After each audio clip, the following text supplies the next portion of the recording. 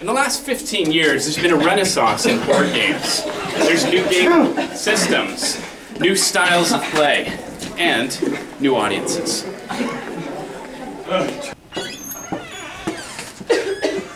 We need to hurry. Is this what you need? That's perfect. There's many types of cooperative games out there. Arkham Asylum is one, Ghost Stories, Shadows over Camelot, Battlestar Galactica. Today, we're going to focus on one of my favorite games. It's also one that teaches about the world map and about an important global issue, disease.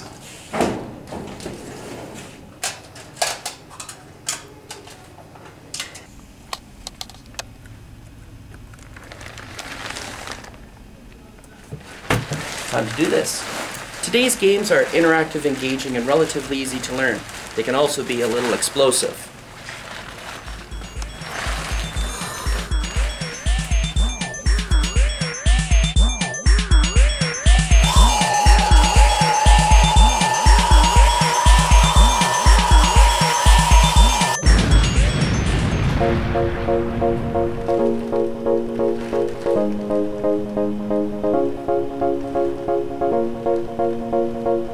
Bill Nye's not going to be happy about this.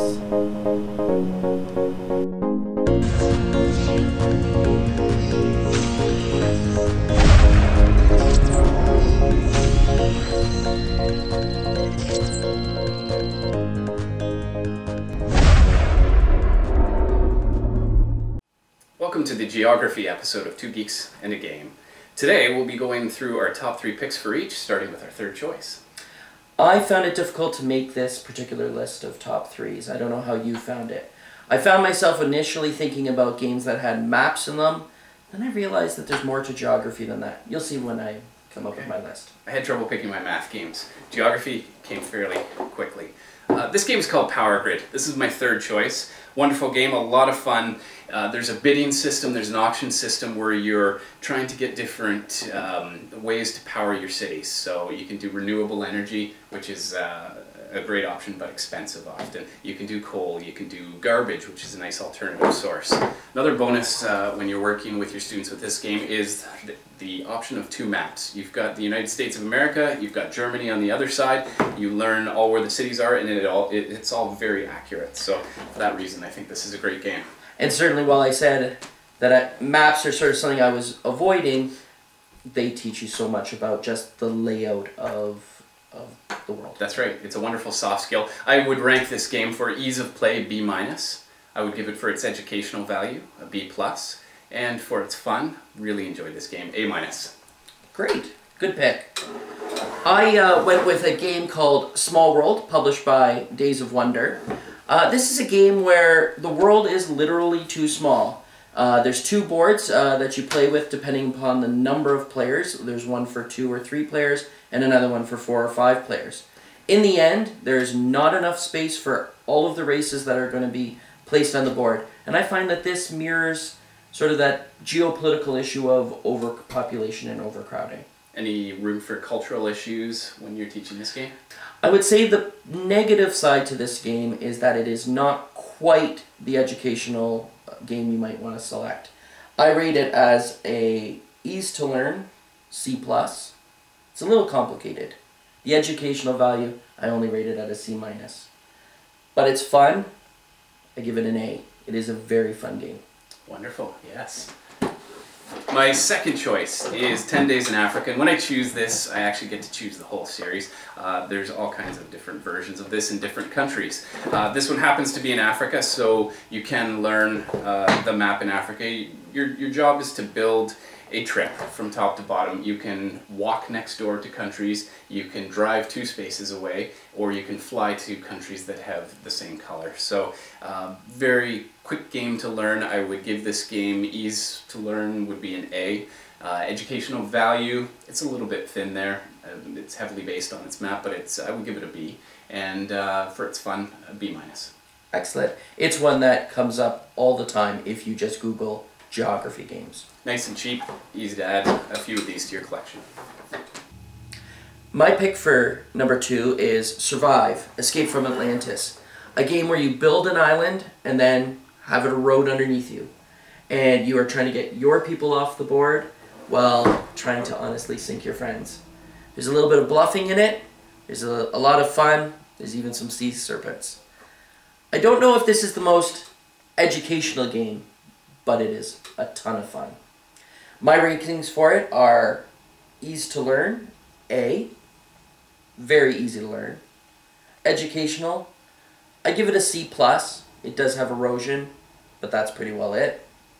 Fun, solid B+. I grew up playing this game, and man, it was a lot of fun as a kid, and it's still fun now. Great This is choice. not my first copy of the game. No, that's a nice shiny one. And my final choice. You've probably already figured out that Pandemic is the game that I picked as my number one. This is one of my all-time favorite games, to be honest. I've got to get the components out because it's beautiful.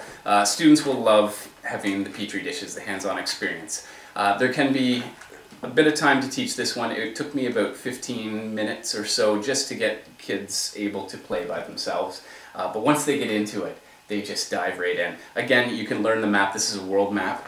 You're figuring out how to find strategies to beat this disease, but it's collaboration, which in the 21st century, that's one of the skills that educators really value in their students and that businesses are hiring for. So teaching kids how to collaboratively solve a problem and to work through these issues. So I guess I should rank it. So this game, I have to give it an A- for ease to learn. Some students will find it a bit of a challenge. For educational value, a B+, strong B+, and for fun, absolutely A+. Awesome. Well, I'd have to disagree entirely with your rankings, but I can't disagree at all with your top pick of the game. Pandemic also comes in at my number one. This is a game that really captures the intensity of a worldwide issue, disease. And there's no better way to bring that into the classroom. Plus, I've noticed whenever students are playing this, they're always talking about it, they're interested, they want to solve the problem, and the problem is very visible to them. My rankings, though, are a little different. I think the ease to learn is only a B+. It's a little trickier, and there are easier games to get in. You can play Forbidden Island or Forbidden Desert, the same mechanisms. And if you think this is a little too complicated for students, that's a great way to introduce them to it. Education, I give it a B+, same as you. And for fun, I give it an A. I find sometimes a leader bully can come and dominate the cooperative element of this game, and that can be detracting to some. That's right. But there are some solutions to that, which you've mentioned to me. There's an expansion called On the Brink, where one player can take the role of essentially an eco-terrorist who goes around the globe planting infection. And so if someone is a very strong personality in the game, that's a wonderful role that they can jump into. And there's another expansion called In the Lab. And that is one where you are, instead of just being able to simply cure these diseases, you actually have to keep the strains of the virus alive while you're trying to cure them. Otherwise, you may cut yourself off from actually being able to cure all of the diseases. And the other thing about the leader bully, if you have a real problem with that, that can turn into a very teachable moment. Lastly, this didn't make either of our top 3 lists, but I think it would be a strong 4th choice for both of us. Ticket to Ride. Great game for kids. You could play this right from grade 1 up. My 6-year-old plays this and enjoys it very much. Map-based, but you can get a map for pretty well anywhere on the world. I love its simplicity, easy to play, easy to look at, and it's actually a great family game too. Wonderful game. Ticket to Ride. Since you added one, I get to add one. Kids of Carcassonne and Adult Carcassonne.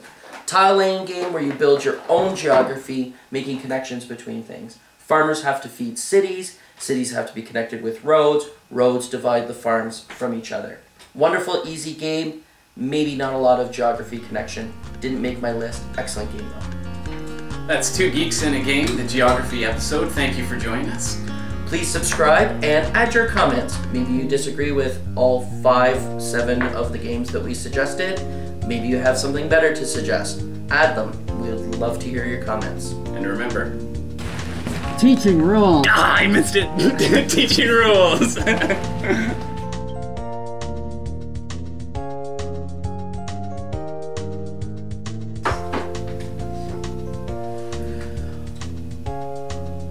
Well, sorry. Sorry, That was classic. You looked there, I looked there, and then we switched again. we're never gonna get it together.